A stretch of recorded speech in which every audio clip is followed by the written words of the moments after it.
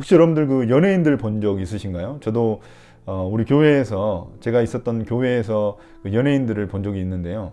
연예인들 보면은 참 아우라가 느껴지는 것을 볼 수 있습니다. 정말 얼굴에서 빛이 나는 것처럼 보이는데 이 연예인들만 그런 아우라가 있는 것이 아니라 그리스도인들에게도 그런 아우라가 있습니다. 그 빛이 있습니다.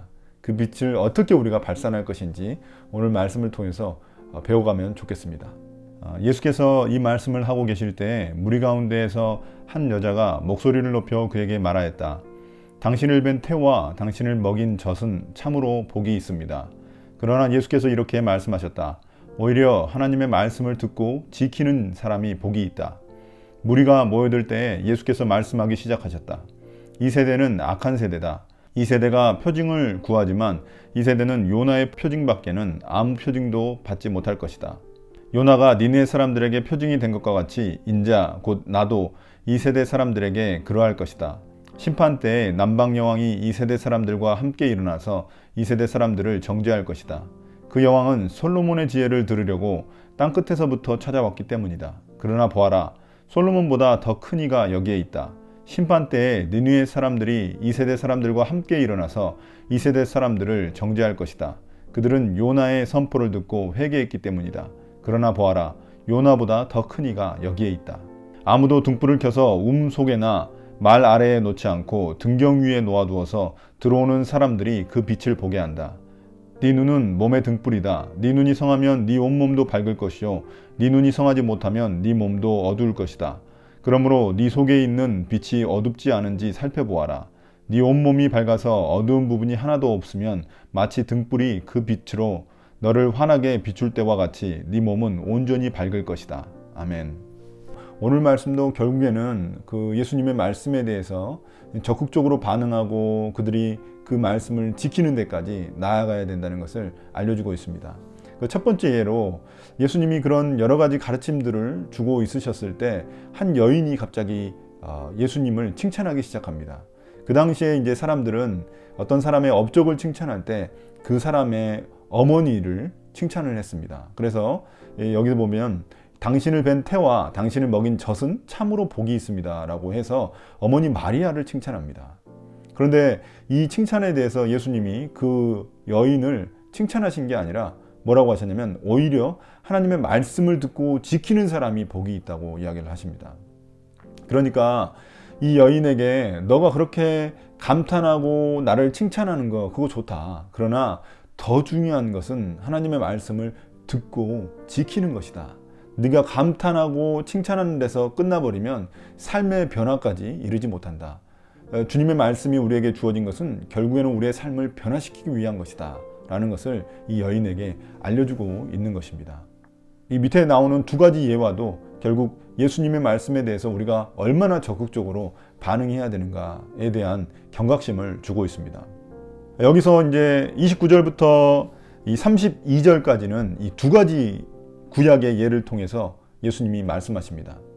첫 번째는 요나고 두 번째는 솔로몬입니다. 요나 같은 경우에는 요나가 니느웨 성에 가서 그런 하나님의 심판을 전했거든요.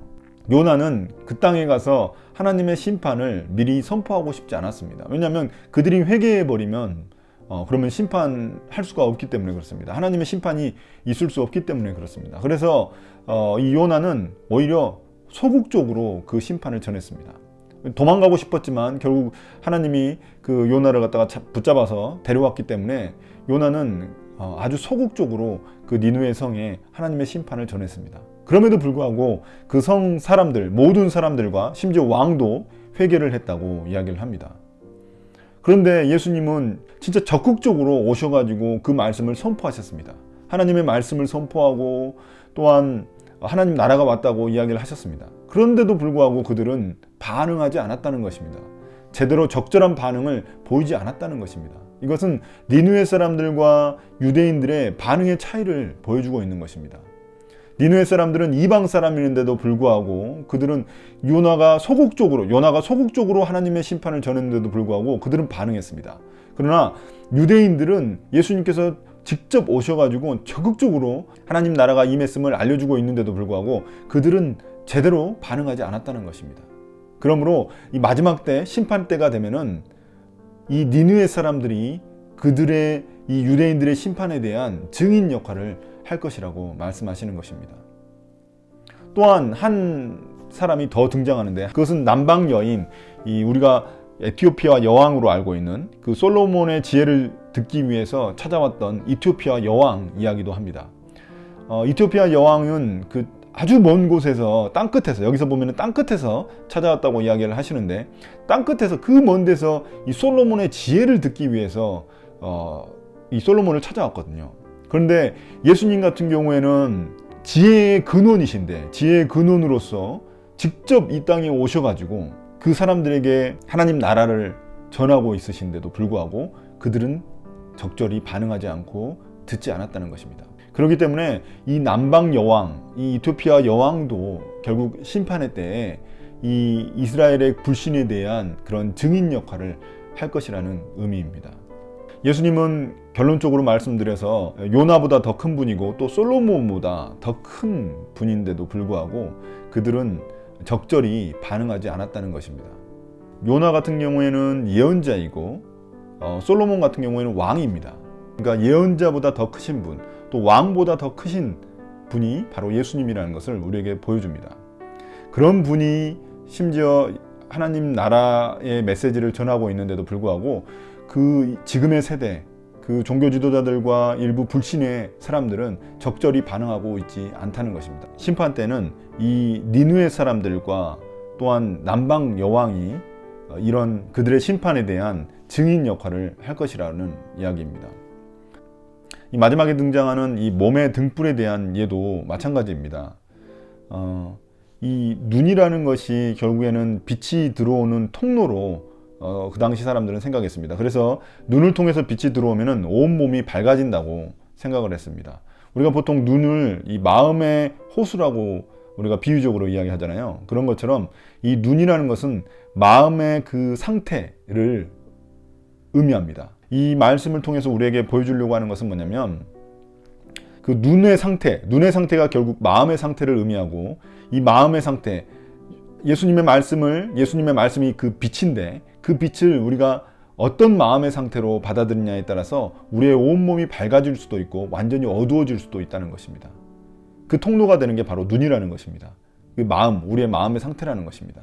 그래서 이스라엘 백성들은 결국에는 불신으로 예수님의 말씀에 대해서, 그 빛에 대해서 제대로 반응하지 않았기 때문에 온몸이 어두워지는 것이고, 또 어떤 사람들은 이 눈이 성해서 정말 눈이 온전해서 그 예수님의 말씀, 그 빛을 온전히 받아들여서 온몸이 온전해질 것이라고, 빛으로 가득 찰 것이라고 이야기를 하시는 것입니다. 그리고 이 온몸이 빛으로 가득 차게 되면 그 빛을 또 다른 사람에게 전할 수 있게 되는 것입니다. 오늘 말씀을 통해서 무엇을 우리가 깨달을 수 있습니까? 중요한 것은 하나님의 말씀은 그냥 우리에게 주어진 것이 아니라 우리의 삶의 변화를 위해 주어졌다는 것입니다. 그래서 우리가 그 변화를 위해서는 하나님의 말씀을 듣고 행하는 것이 중요하다는 것입니다. 신앙심이 깊은 그리스도인들을 보면은 그런 아우라가 있습니다. 선한 아우라라고 하죠. 선한 영향력, 우리가 요즘 많이 이야기하는 선한 영향력, 그 선한 아우라가 그 사람에게서 비칩니다. 오늘 말씀처럼 예수님의 말씀을 우리가 온전히 받아들이고 그것을 우리의 삶에 적용하고 순종하면 결국에는 우리의 온 몸이 예수님의 그 빛처럼 우리도 밝아질 줄 믿습니다. 그 빛을 통해서 많은 사람들이 예수님을 알게 될 줄 믿습니다. 그런 우리의 삶이 되기를 예수님의 이름으로 축복합니다. 오늘 묵상을 마치겠습니다. 감사합니다.